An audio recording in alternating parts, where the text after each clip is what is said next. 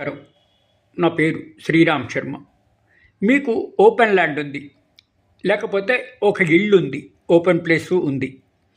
మీరు దాన్ని డెవలప్మెంట్కి ఇద్దామని అనుకుంటున్నారు. ఎవరికైనా షేర్తో, అంటే కట్టిన తర్వాత మీకు ఒక 60%, ఆ డెవలపర్కి 40%, లేకపోతే మీకు 70%, ఆ డెవలపర్కి 30% ఏదో అనుకుని ఇస్తారు.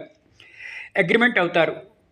అయిన తర్వాత ఒకవేళ ఆ డెవలపరు మీ అగ్రిమెంట్ని ఇంప్లిమెంట్ చేయకపోతే, మోసం చేస్తే మీరు ఏ కోర్టుకు వెళ్తారు? కన్జ్యూమర్ కోర్టుకు వెళ్తారా? మిమ్మల్ని కన్జ్యూమర్ అంటారా? అది కన్జ్యూమర్ డిస్ప్యూట్ కింద వస్తుందా? కాదు, అది సివిల్ డిస్ప్యూట్ అవుతుంది. ఇట్లా డెవలప్మెంట్ అగ్రిమెంట్ని ఇంప్లిమెంట్ చేయకపోయినా, మోసం చేసినా సివిల్ కేసు అవుతుంది. కానీ కన్జ్యూమర్ కోర్టుకి వెళ్ళి కన్జ్యూమర్ డిస్ట్రిక్ట్ కన్జ్యూమర్ కమిషన్లో కానీ, స్టేట్ కన్జ్యూమర్ కమిషన్లో కానీ కేసు ఫైల్ చేయడానికి, కంప్లైంట్ ఫైల్ చేయడానికి రాదు.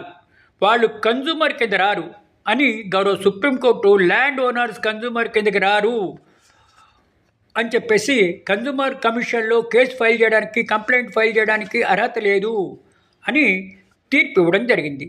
Habib Alladi versus Mohammed builders limited. ఈ తీర్పు ద్వారా మనకు తెలిసేది ఏంటి?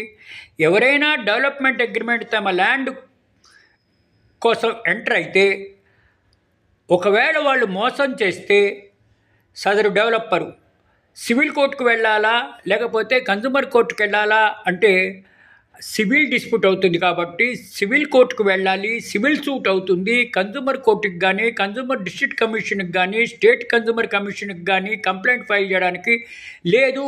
అది కన్జ్యూమర్ కమిషన్ కిందికి రాదు, అది కన్జ్యూమర్ డిస్ప్యూట్ కిందికి రాదు అని గౌరవ సుప్రీంకోర్టు తీర్పు ఇవ్వడం జరిగింది. ఈ తీర్పు ద్వారా మనకు తెలిసేది ఏంటి?